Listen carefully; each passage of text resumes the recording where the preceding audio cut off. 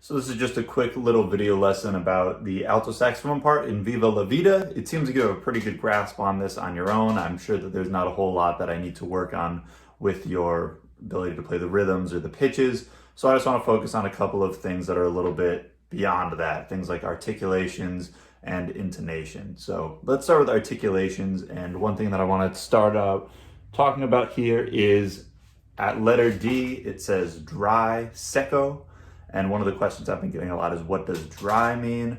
Dry is basically a way to describe the effect on a sound. At least that's how they do it in like a mixing booth. So if you want a dry sound, that means you take off as many effects as possible in the post-production stages of a music production, and you just have the core sound.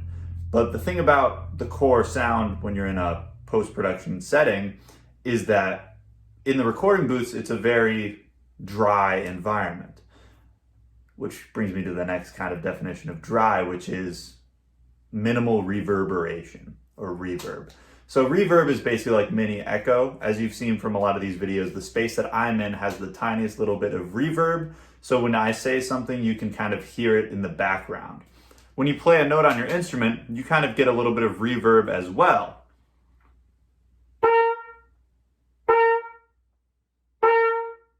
Regardless of the space that you're in. It's almost like a slight little decrescendo that tapers off at the end of your note.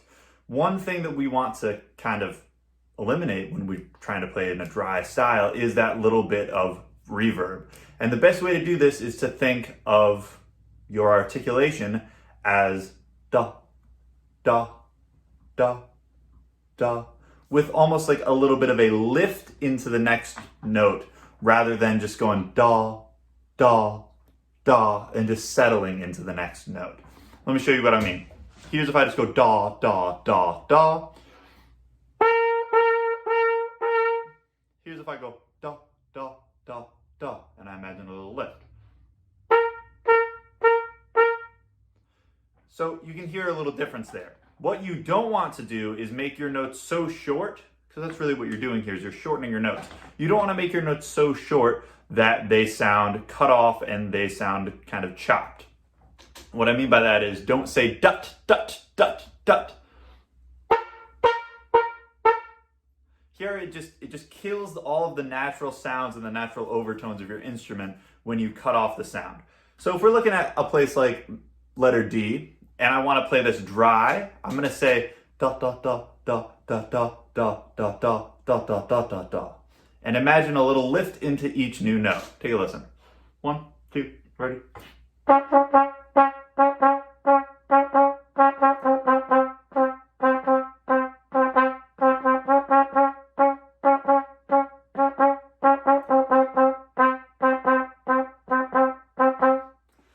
So you can hear there's still a good bit of space in between each note, but there's not so much of the previous note trailing into that next note.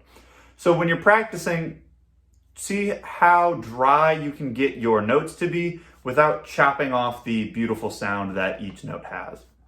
Moving right along now, right where I left off actually, this is three measures before 80. What I want you to be thinking about whenever you have an interval, any interval, is making sure that your sound is even between both. I was noticing this as I was practicing this. If I play that section,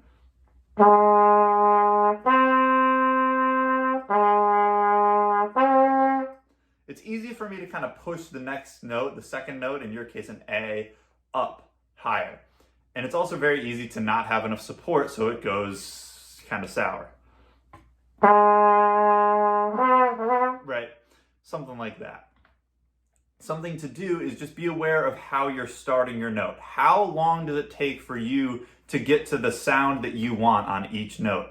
And a great way to practice this is just playing 4 beats on one note and 4 beats on another note at a slow tempo. Think of it like long tones. So you're establishing a good sound on your starting note, and your goal is to get to a beautiful sound on your next note as quickly as possible.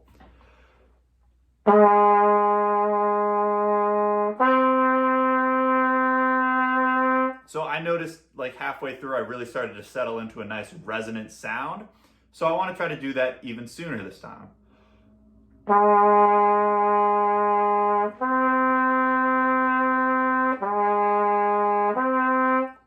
now that I've got a nice flow there, a nice transition between those notes, I'm going to put it back into context. 1, 2, ready?